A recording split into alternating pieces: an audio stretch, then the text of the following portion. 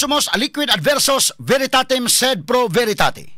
Wa kitay mahimo aron sa pagpakigbatok sa kamatuoran, kundili aron sa pagdapig sa kamatuoran. Straight to the point. Luzon, Visayas ug Mindanao, Pilipinas, ug sa katawhan kutob sa mabot sa tong Sibya sa tibuok kalibutan via internet. Maing buntag ug kumusta live gikan sa Queen City of the South, Cebu City, Philippines. Welcome nining atong tulumanon ug inyong tulumanon. Straight to the point. Kinigya po niyo boss kalagad sa kahanginan sa kasamang Rufil Fernandez Banyo. Mao'y padaya makikuban kaninyo nining laing adlaw sa atong pagpakigbisog.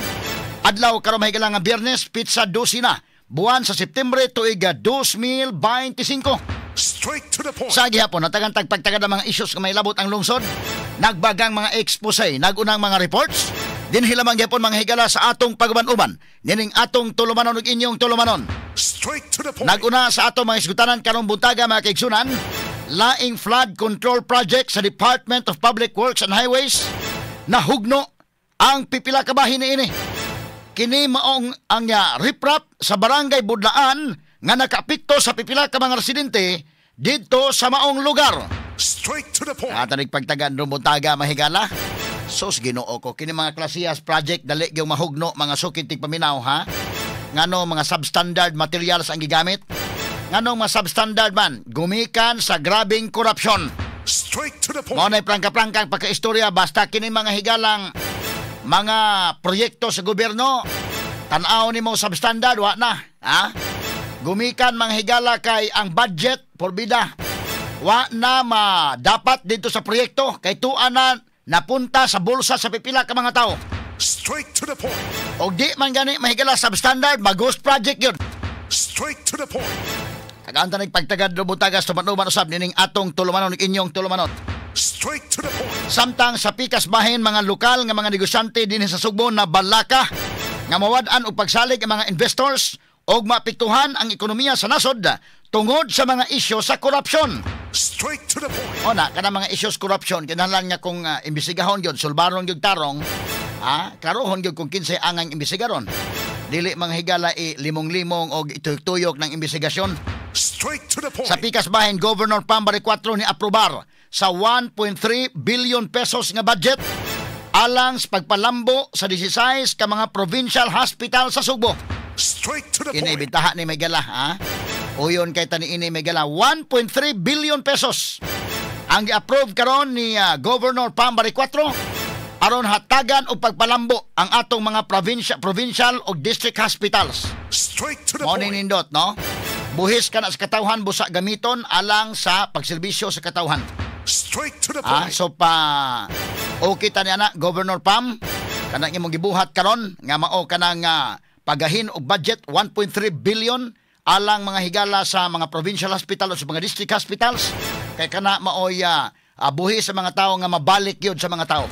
Straight to the point. Kitaan ang mga suroy-suroy sugbo. Buhi sa mga tao nga ilakwat sa lang. Buhi sa mga tao para gamiton yun mga higala nga iserbisyo. Ibalik yun sa katawhan by way of services. Straight to the Og point. unya, niya po'y mugahin po ng Kapitolyo og 11 milyones pesos alang sa pagpalambo sa Cebu South Bus Terminal. Straight to the point. Ato ni hatagag pagtagad mga kaigalaan kay kagahapong adlaw doon na pagbisita ni Governor Pambari 4 dito mahigala sa Cebu South Bus Terminal. Kay susi na dito mahigala ang okay na ba day? Functional na ba ang libre nga wiwi ug popo in town? Ato na, ato ni tagag pagtagad mga kaigalaan sab sa atong pamanuman ning atong tulumanon ug inyong tulumanon. Straight to the point. Samtang northbound lane sa Marcelo Fernan Bridge, sirhan matag alas 11 gabi hangtod na sa alas 5 sa buntag.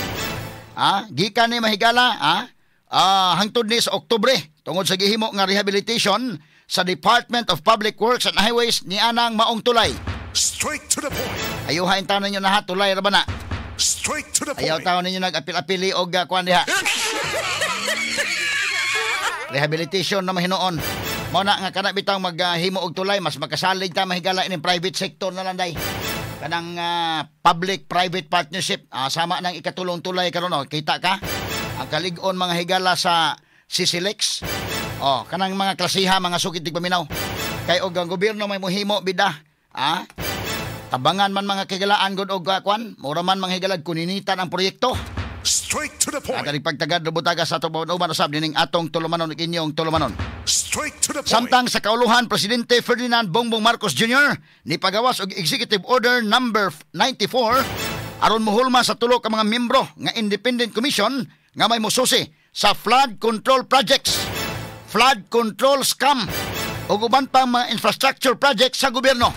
Straight to the point. Katalig pagtagad sab karon nga buntaga makigilaan. Sa laing bahin, DPWH Secretary Vince Dizon niauhag sa mga personnel sa DPWH sa dili una pagsulob sa ilang mga uniforme. Okay lang sa exempted lang sa mo mga taga DPWH nga di lang sa mo mag-uniform ron. Kay suko ang mga tao, umutan-aw ang mga tao mahigalag do na kay uniform nga nakatatak DPWH murag lahi ang pananaw sa katawhan. Makauulaw kayo. Kining maong ahinsya sa gobyerno. Pero with due respect sa ato mahigala mga personnel diha, naibaw tandaghan pa mga tarong nga naa sa Department of Public Works and Highways. Ang problema lang ni amay mga buaya, matakdan mahigalang tibok departamento dahil sa dungog ba. Og unsaon pag-regain ni anang maong dungog. Mo na mission karon ni Vince Dizon. Unsaon nga ma-regain ang dungog ni anang maong ahinsya sa katawhan. Gumikan mahigala kay pwede yung kuha kayo, lisod yun. Magsulot-sulot ka karon og t-shirt nga na DPWH, labi na butangan ni mo district engineer ka.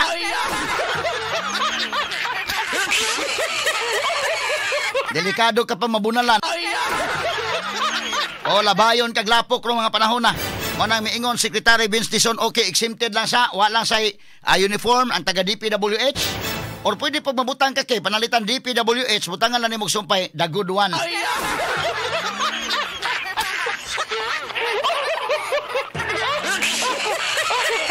Naamay, the bad one, napoy the good one.